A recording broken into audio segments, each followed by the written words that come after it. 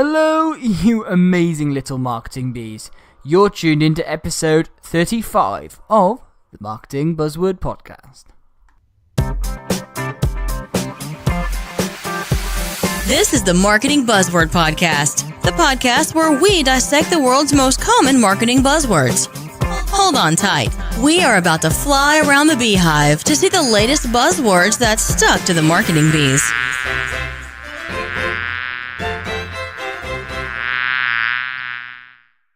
Hello again, and welcome back to the Marketing Buzzword Podcast.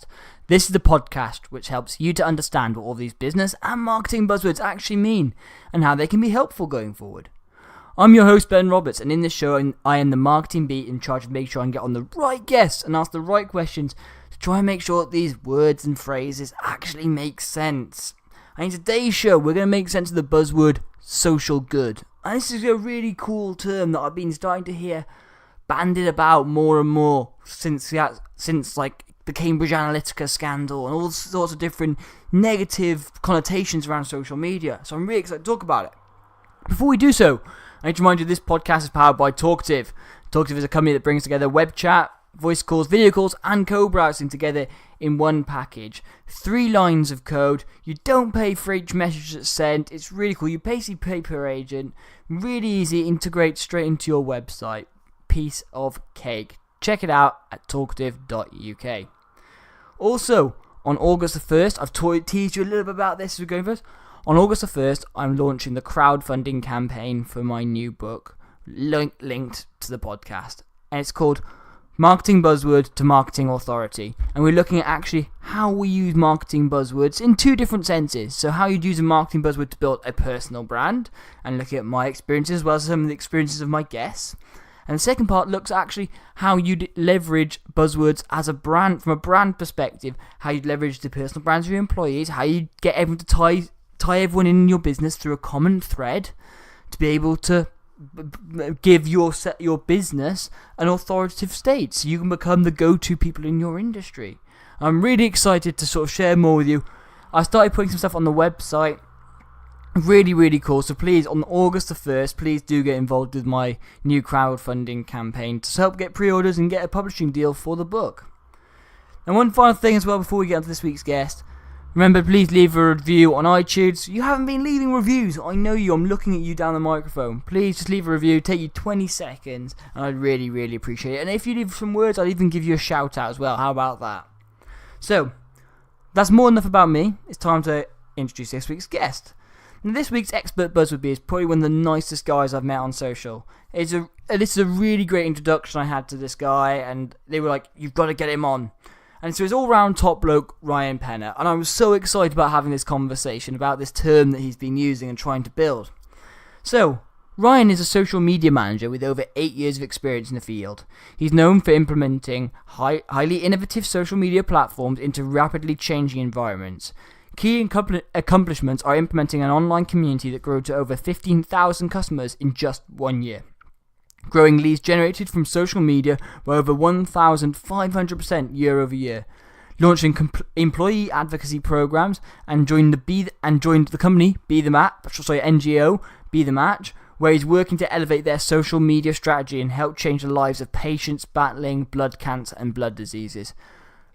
All-round amazing guy, works in an amazing organisation, and I'm so excited to share this episode with you. So, that's more enough from me. Let's get on with the show. Hi Ryan, and welcome to the podcast. Thanks for having me. Oh, I'm really excited to get you on because I feel like this is going to be a buzzword / phrase / new term / all sorts of really cool stuff that I've not actually addressed on the podcast before, so I'm really excited to get you on.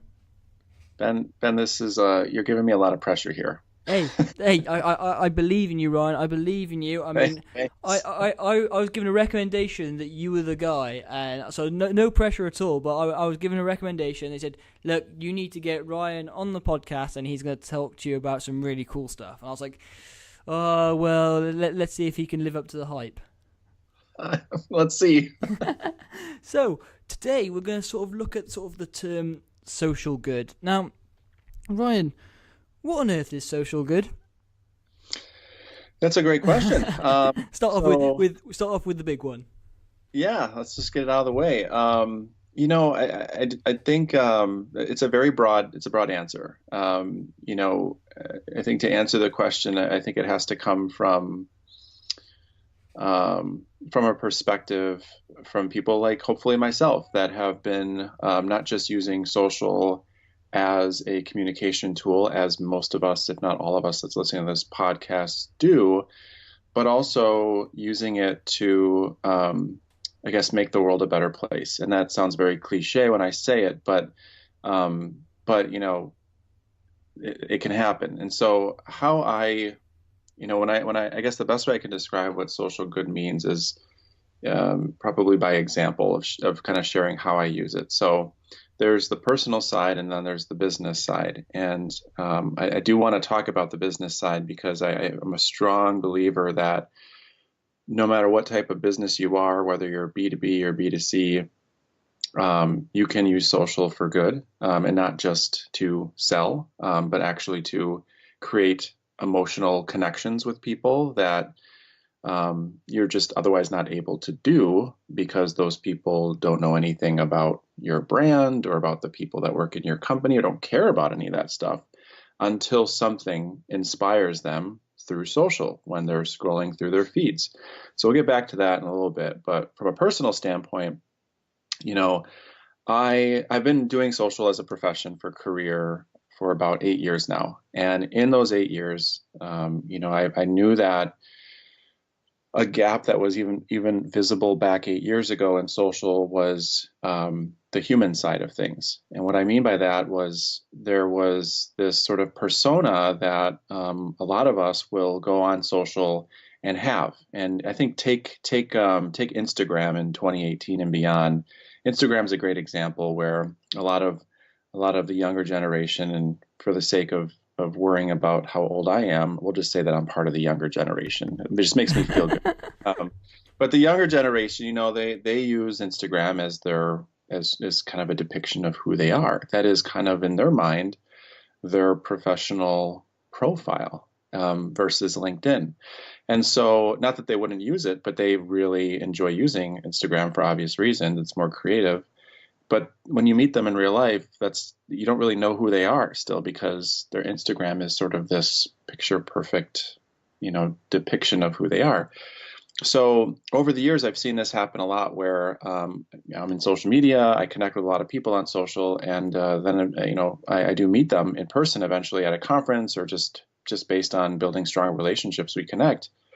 And there's some people that are definitely authentic, and then there's those that but who they are in person is just completely different. So I over the years and with Social Good have used this as highlighting the positive moments of my life, the accomplishments, the people that I've met along the way, the people that have inspired me. I really try to focus on putting positivity out on social, not in a fake way, but in an authentic, true, meaningful way that not only motivates me by the reciprocation that I get from comments and engagement and community, but also hopefully inspires other people to take that and pay that forward. It's really no different than if you see somebody that is struggling to cross the street and you just feel compelled to help them, or you hold the door for somebody. Why can't that carry into social,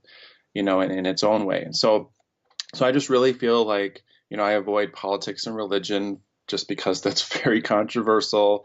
I don't go into that with my social. I really want people to get to know me, and part of my life is my work. It's also my kids, my wife. It's also my coffee consumption problems. I think we've all got some of those, Ryan. I think you're not alone in that front. Yeah, good. As I'm drinking coffee right now, as I'm talking to you, but also on the career side, I also share things that I feel are interesting to me that are happening in my career. And so I've worked in higher education in social. I've worked in software. I worked at a software company. And now I recently work at a nonprofit, Be the Match, that's doing some amazing life-saving work. And so I feel like now I'm in my element, if you will, because I'm taking the social good that I've done in my personal life, my own personal passion of just really expressing positivity and constructive conversations into my work. So my personal channel, if you follow my personal channel, you know what I do there, because I share moments and things that are interesting that are happening, inspiring things that are happening. And then I carry that through to the social media team, the great team that I get to work with at Be The Match. And we work on humanizing our brand identity by signing our comments with our first name every single time we comment, even if it's a private message.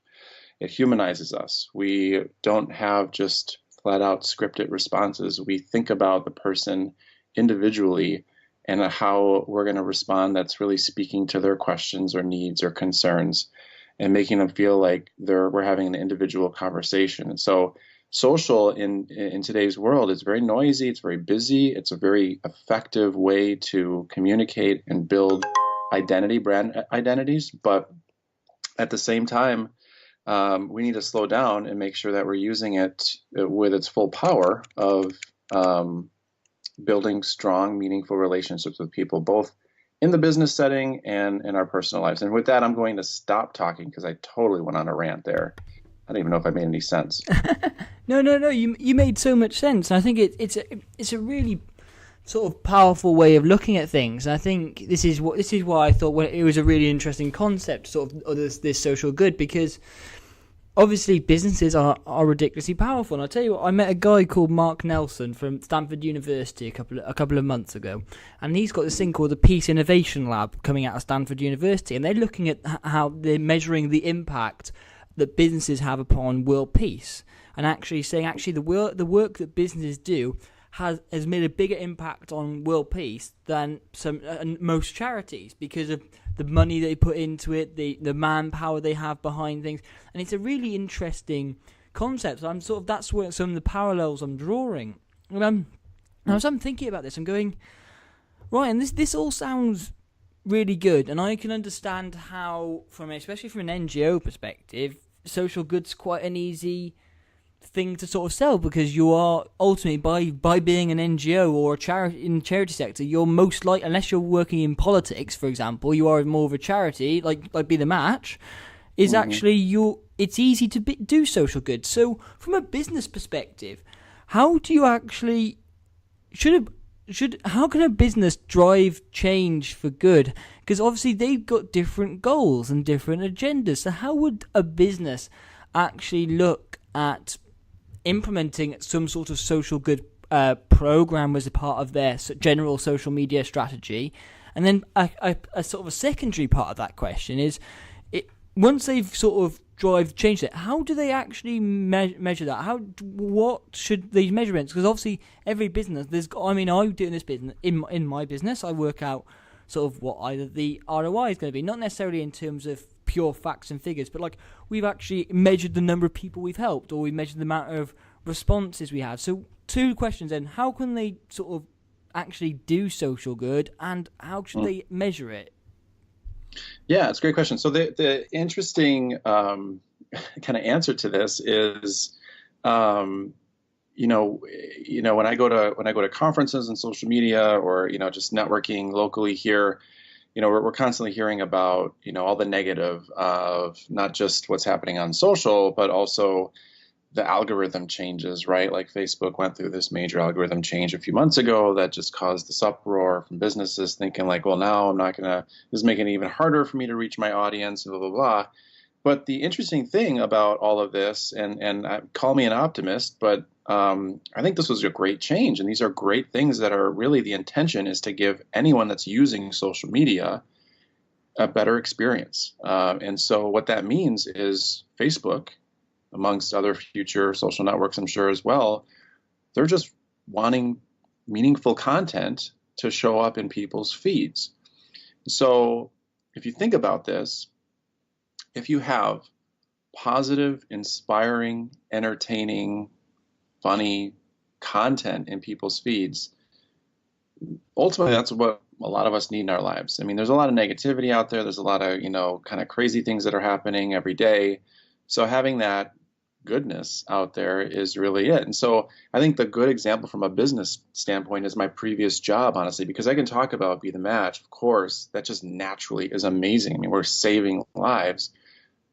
That's just humanity good. I mean, it just translates into social really well. So for the sake of anyone listening to this podcast, I'll use the complete opposite of this, of a B2B organization that's essentially providing software solutions to companies. And that does not sound sexy. So because it isn't. Well, I mean, I sell software. Come on, it's pretty sexy. Well, okay. Well, when we're in it, right? We know that it can obviously improve a business. It can make the end user's experience, more meaningful and all that good stuff. Like, we get it, but you know what I mean? Like, if it's a software company saying, we want to use social media to build our brand awareness and hopefully get more clients to use our services, that you don't think about social good being a part of that. Yeah, exactly. So what I did, yeah, exactly. So what I did for 2.5 years there was, when I came in, social flat out was not working for them. We were doing pretty traditional kind of social media 101, kind of, you look at the social accounts and they were sort of like news feeds or RSS feeds. It was very, we were just basically talking, just talking out loud, and nobody was listening because we weren't giving them anything really to listen to.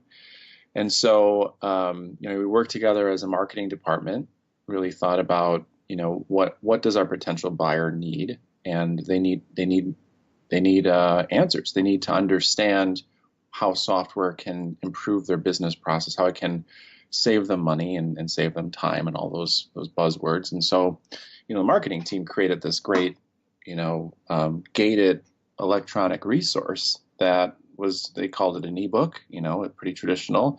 It was PDF, but it would be themed on different topics like software design, why developing for iOS and Android, and what you need to know. These were things that people wanted to know before they make any investments. So we were kind of obviously giving them information, and at the same time being the organization that was providing this information, right? So we had that as our end game, and this is pretty traditional marketing, right? So we had a good resource, and then it's about using email and digital and social media to market it. And again, we were doing this for a while and targeting people on LinkedIn, and it was kind of working. But we were only going so far with it. And so this is where social good comes in. What we ended up doing was, I took a step back and looked at the organization. I was honored to be able to work with 50 employees in the United States in our corporate office, a lot of passionate people, super talented. And then there was another 350, 400 employees. Most of them were developers, software developers out in Europe. And I kept hearing from my team, because I'd never been out there yet. And I kept hearing, these are super passionate. They love what they do. Like, they love working at MentorMate. That was the software company. And so we kept talking about that. I'm like, if we have such great talent here and tenured individuals that have been here for a long time because they genuinely love the work they do and the people they work with and the clients that they get to work with, let's just have them tell their story. And so I made a commitment to doing employee spotlight videos. Didn't have much video experience, but we all have video cameras in our pockets these days. So I was like, I can start scrappy and learn and start getting things out there that no one's ever seen from this organization again. And I didn't want it to just be, sit in front of a camera and talk about what you do, because that doesn't sound good. I wanted to bring energy, excitement, bring their personality out, bring something that's even outside of what they do, like, who are you outside of work? Talk about hobbies. Fast forward to doing this, 6 months, having hundreds of employee spotlight videos out, traveling to Europe to interview and put cameras in front of these employees, and as well as in the US. I mean, I was then all of a sudden I was interviewing a project manager that, when I asked him, what do you like doing outside of work? He starts talking about how he likes to bake bread, and he got so excited about baking bread and just like how it drives his wife nuts because he makes a mess in the kitchen and just the smell of the bread. And this project manager, a super smart guy, is like going crazy about bread making, and that ended up being what the video ended up starting out talking about is, this is John. He wants to bake bread. And he's telling the story, and then eventually he gets into it. When I'm at work, I'm a project manager, so this is kind of how what I do there. So we all of a sudden were creating this social good content of just, you would watch these videos and you would always just smile because you feel like you're learning about somebody that you 2 seconds ago didn't care to learn about. You're actually watching this person talk about something that's kind of funny or an interesting story about how they build houses, but at the same time, they're a developer, like weird things. And through that, you're then learning about the company they work for. And you're now all of a sudden you leave this video knowing about a person, a human, and a software company that they work at. So we were using social good to create a humanistic approach to our brand identity. We were really focusing on our brand being the people versus the logo. And then to your second question, how we showed the ROI of it was, we were still doing our traditional outreach through our tools. So we were doing LinkedIn targeting and getting people to download these ebooks and getting their contact information that then went into this marketing funnel. But on top of that, every piece of content that we created, including employee spotlights, it always drove back to resources. And so at the end of the videos and YouTube, we would have, obviously related employee spotlight videos they can keep watching, then go to playlists. But in the description, it would say, if it was a project manager, we likely usually had a business development or project management ebook that talked about how their services enhance the software lifecycle process. And we would link to that ebook in the video. We would have a tracking link on it. We'd have it UTM'd, so it'd be some deep link tracking. And we started to see organic, because we didn't put any money into any of these things, we started to see from an organic perspective, contacts, leads come in from these videos that were just sitting out there. And obviously the employees got excited to share them because they were there. This is my colleague, or this is me. I got featured on a video, and their network started to learn about what they do and where they work. And so it just kind of had the snowball effect of just positive, humanizing the approach. And the organization it was a huge learning for the organization, huge learning for me. And there was no doubt that it was effective. Obviously, we also talked about views.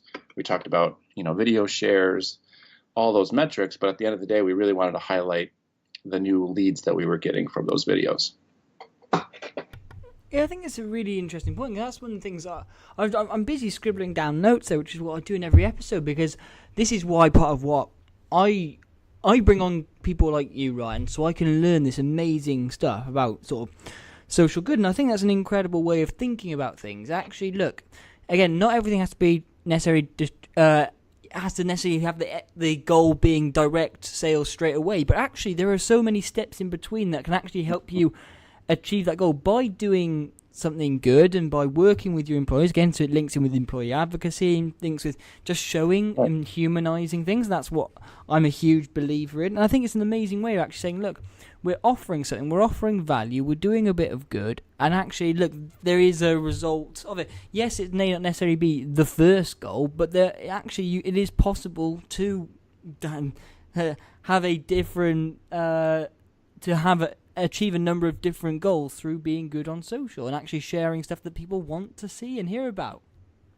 Yeah, absolutely. And to your point, I mean, I sort of defaulted to sort of the very, hopefully the thing that isn't talked about a lot, of you think about doing a video and employee spotlight series, it seems kind of daunting because it's like we got to do a video and people don't like being on camera and all that. And then we can go into that, but it was all over. We were able to overcome it and we were able to really bring out the true person inside. And all the while, to your point, we were using employee advocacy as well. We were creating content that really, in addition to the employee spotlights, highlighted the company culture when we would do our annual employee retreats and things like that. So there was other areas of social good as well that fed into the funnel, but the employee spotlight was the biggest undertaking that created that social good.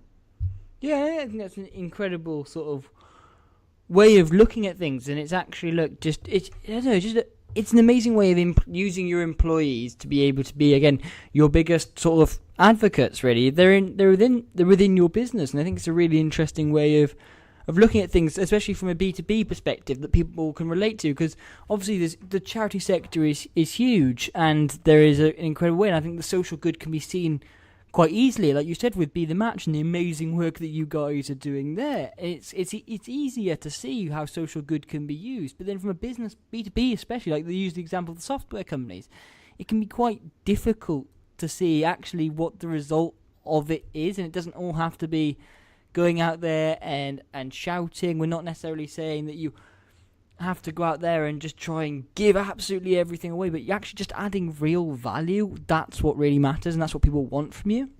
Mm-hmm. But one thing I want to ask then, this is a question I think that other people will be asking. They listen to you now and they're going, right, Ryan, this sounds really great, but maybe there are two questions. One is, are businesses being forced into this route through things like corporate social responsibility? And is something as much as, say, having a link to a charity that you share occasionally and raise a little bit of money and put the odd couple of posts up there, does that really do anything to impact social good? Is that really enough? Is there a minimum threshold? Is putting a link up there saying that you do good things for charity, is that really social good, or is it deeper than that? Well, I mean, I think, yeah, if someone wants to take action on something that's shared like that of, donate or go here to raise awareness, raise money. I mean, of course it is. I think the challenge that us as marketers face is so many people are doing that, so there's, again, I talked earlier about social media and how noisy it is. It's just going to get noisier and noisier. So it's more about, it is good. It is social good, but it's about how effective is it? There are third-party sites that are dedicated to reaching more people through social, sort of the snowball effect, and you can put in your charity or what you're trying to raise awareness for in there, and it sort of does this push, and that's great, and it can work, and it does work, but it's all automated. And I think, I'm very, very skeptical about these methods being sort of the default methods. Not saying that we shouldn't do it. It's not like, Be The Match. We definitely have content that goes out about fundraising and, doing matching gift donations and things like that to raise more money so we can do more great work. But we want to make sure that it strikes a chord with a person individually versus one of many hundreds and thousands of things that people will see in their feed about donate here and go here. So I would challenge anyone that's doing that to really doing anything on social, whether it's asking for a donation or asking for a sale, to take a step back and think about how social good, what that means to them, because hopefully what that means to them and how that could elevate their content is, I'm creating something for somebody, even though it's for the masses. But at the end of the day, somebody's going to watch this as just one person and is going to be affected by it in their own way. If that isn't happening and it's just more of, I'm creating something to tell somebody to do something, and that's it, yeah, there's a small percentage of people that might work for, but the mass amount of people that are on social every day aren't going to take pause at something that requires action unless there's a meaningful reason to do it. And as we all know, creating some type of emotional connection about something, making them want to take action, whether it's making them laugh or making them cry, those are the things that will make them, or even making them aggravated. Honestly, like sometimes if something's really terrible and there's something that we can do about it to make it better, that's social good. So taking that and just kind of packaging it up into an example for those that are listening is, again, when we have when we ask for charitable donations, we do walk runs. We raise money through our walk runs. We do those all throughout the U.S. We have people, we flat out are trying to ask for people to donate to the cause, to the mission.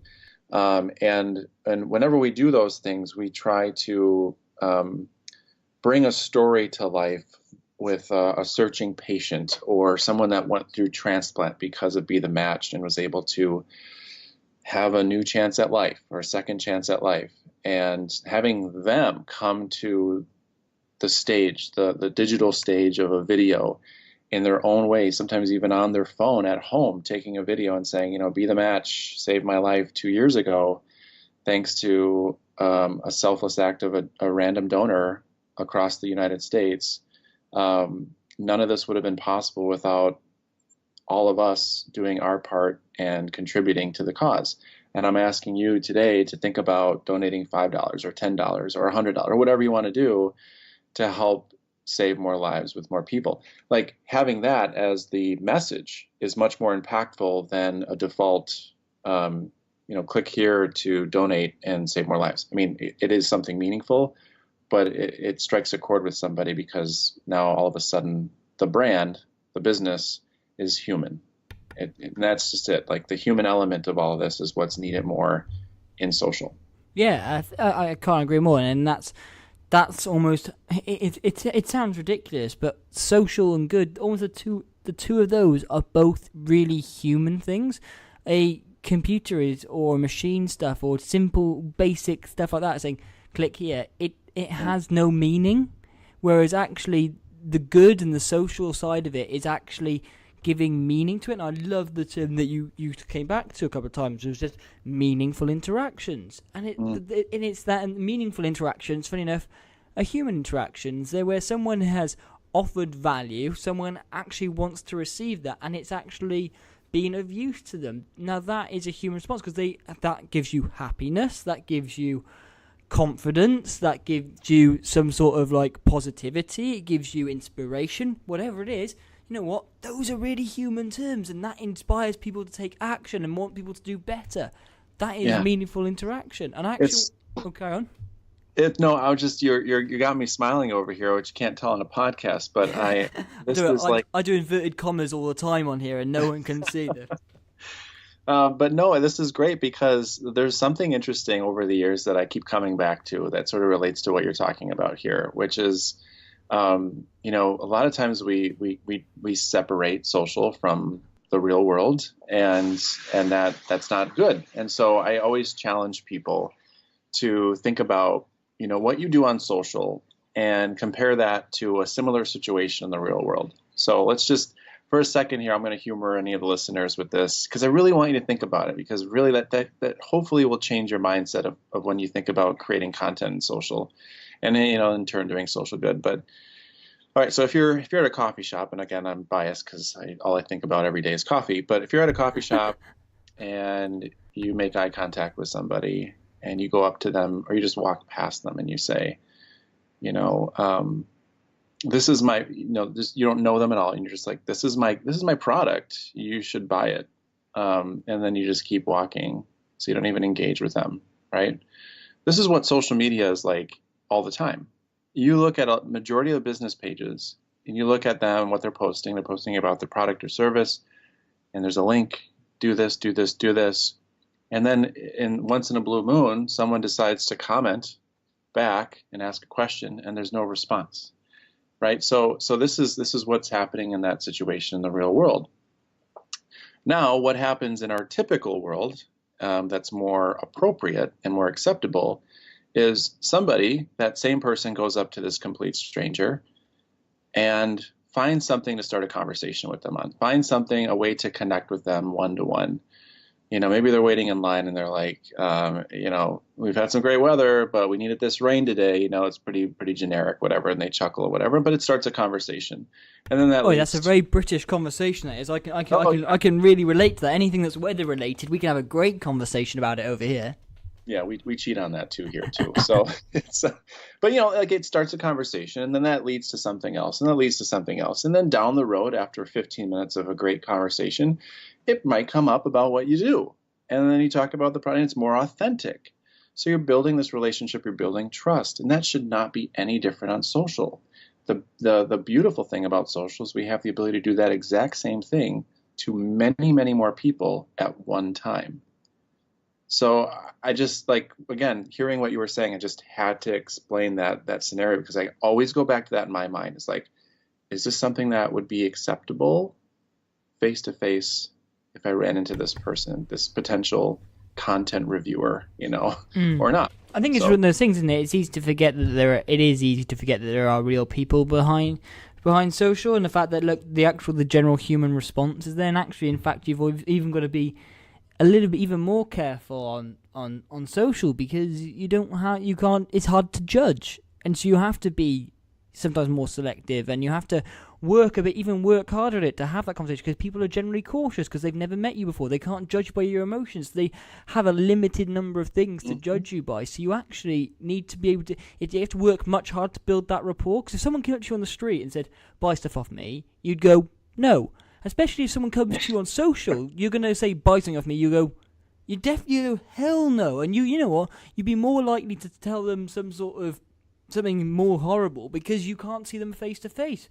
So actually, as soon as you build up that rapport, that makes it harder for people to say no. And actually, look, that genuine interaction, and that meaningful interactions, again, we're coming back to it. And I think that's what's really powerful. And I think there's something else that you mentioned really close to the start of the episode, which I haven't had a chance to go back to, and I think this is the perfect time. It's actually one of the things you mentioned was about Facebook. And obviously, they've put their big loads of money into this advertising at the moment. You've seen it on TV. Then they're obviously their recent change in their advertising, where they've been talking about, actually, this is what Facebook is supposed to stand for. This is what Facebook is about.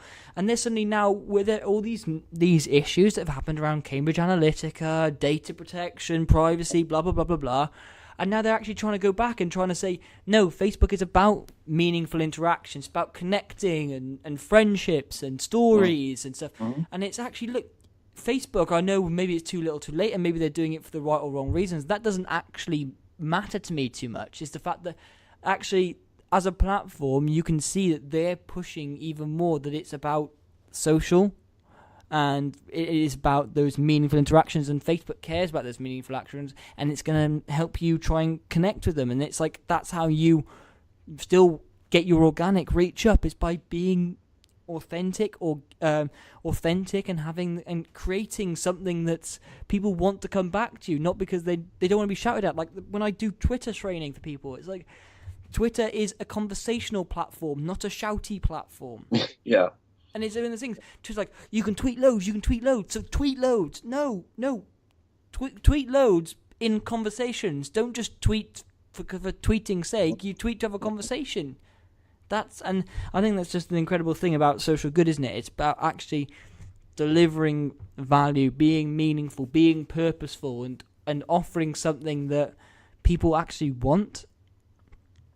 Yeah, and it's interesting as you're saying this. I know this is a topic that you wanted me to be on the podcast about, and we're talking about it. But as you're just saying that, it just reminds me, is like, at the end of the day, this is just the way. These are just best practices for how we should be.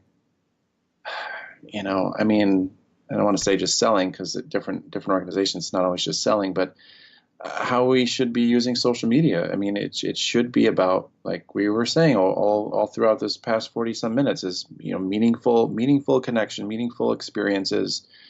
That's what Facebook wants for their users, because that's going to bring hopefully more people back and let them stay there. They're saying that they actually anticipate Facebook users with these changes are going to spend less time on Facebook, and that's a good thing according to leadership at Facebook, because they know that they're coming into the platform and having the experiences that they want, versus trying to hunt and peck for those experiences and trying to like filter out things that they don't want to see and wasting time doing that. So at the end of the day, I mean, this is, social good is just social, like, good best practices. I mean, it's just best practices is the way social needs to be. And if I would challenge any organization that is thinking just very surface level about, we make content, we put it out there, think differently. How is your audience reacting to that content? Are you giving them something to react to have a conversation with you? And then also, are you having conversations back with them? We'll post a piece of content, and it's about a donor and a recipient meeting, and it's super emotional, and it's just like, it's like everything about social good, and it's just goodness. And we have a ton of people that comment and just say one-worded answers like crying, or this made me so happy, or I'm inspired. And, when you see something like that as a business, you might default to, okay, these are great. We can like them. We can like these comments, but there's really they're not asking us a question. They're not engaging us in conversation. They're just basically verbally reacting to the comment, to the post. We don't just settle with that. We know two things. One, that we have an opportunity to build more individual relationships with people, even though we have, 500,000 likes or however many on our page or whatever. And, we're busy. We still take the time to respond back to the majority of them and say, we're glad that this struck a chord with you, or, we're smiling too, or something like that, because A, it builds a stronger relationship with people, and they're not seeing that in a lot of places that they comment to. But B, from the going back to the algorithm, it helps with the algorithm, because if Facebook's robots are seeing that there's more engagement and comments back and forth, that post then becomes more visible to more people, which then comment more and reaches more people share. So it's from a strategic standpoint, it's also great to reach more people by commenting and having those conversations. And again, in the real world, if you were on stage and you told somebody your beautiful story that inspired hundreds of people in that room, and you step off stage and someone walks up to you and says, "You made me cry," would you just walk the other way and not say anything? No, you would say, "Oh, I'm glad that my experience struck a chord with you." Again, why wouldn't that be any different on social media? It shouldn't be, but a lot of us default to sort of not even thinking about that because it's social media. Yeah, no, I think that's absolutely incredible point. I think I don't want to sort of ruin it. I want to sort of leave that as our sort of final point on there. It's treat.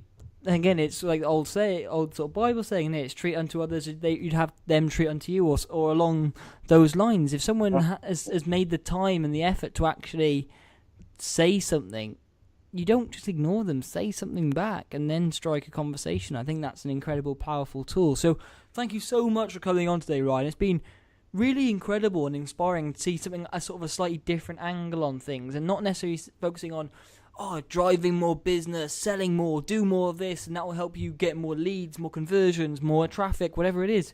And just I love this sort of aspect of, yes, you can do all those things, but actually you can do it by just being a good person, or actually having great conversations and meaningful interactions with people. So thank you so much for that, Ryan. Absolutely. Yeah, my pleasure.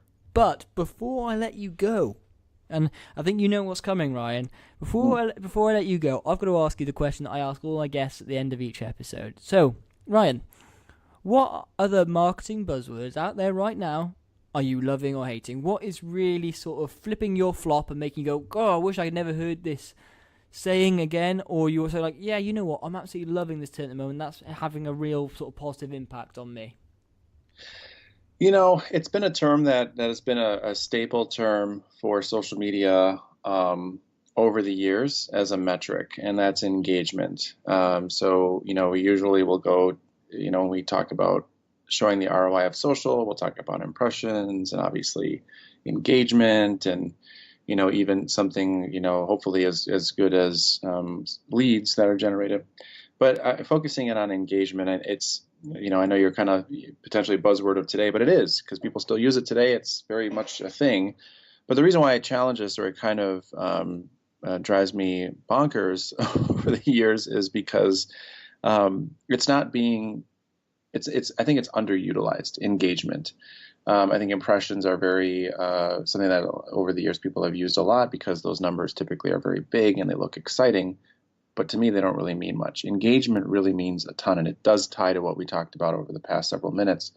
So when we think about that, I really focus in, and I think more organizations, more people in the social industry need to look at engagement as a telltale sign of how effective their efforts are.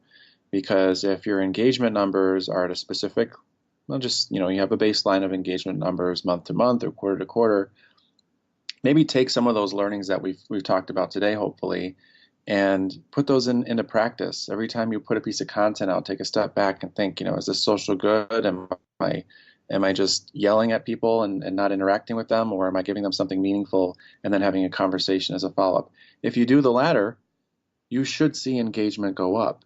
And that should be the goal, is to see not just a number go up, but also substantially go up, because you're actually engaging with people. And that's the gap that I see. People see engagement numbers as likes, shares, and potentially comments coming in, but they're not going deeper with engagement of, growing those engagement numbers by commenting back and, encouraging more people to share. So it's a buzzword that is true to its definition, but it's not really being leveraged to its full power. Yeah, no, I definitely see that. I think it's a very divisive buzzword from my time on this podcast and speaking to a number of different people about exactly what engagement is, engaging content, and how you define it, how you measure it, what you actually class as, what the benefits are of it. So it's really interesting. I love, this is part of why I love asking this question. I love sort of seeing the different opinions and different ways of looking at things and different perspectives. And I think it's absolutely fascinating. So thank you so much for today, Ryan. It's been an absolute blast, mate. Thank you. You as well, Ben. I really appreciate it. And just so happy to be on the podcast. Keep up all the amazing work that you're doing. Oh, you're an absolute gent, Ryan. Take care, mate. All right. Thanks. You too. Wow. So if you hadn't heard of the term social good before, I hope that it's one that you now think. Because obviously, as I started saying, this show isn't just about the big buzzwords that we hear every day: millennial marketing, social customer service, content marketing, whatever it is. We also want to explore some of these smaller buzzwords that maybe really appropriate to you, so that you can help leverage or understand different perspectives on. And actually, is this buzzword relevant? Is it actually going to be a thing? Is it something that I can get involved in? And I loved hearing sort of Ryan's philosophy and his take on social good, and actually how you can just be good on social and that will end up in business, and it's all entwined in each other. You don't have to be on there sell. And I love sort of the philosophy that he's trying to put out there.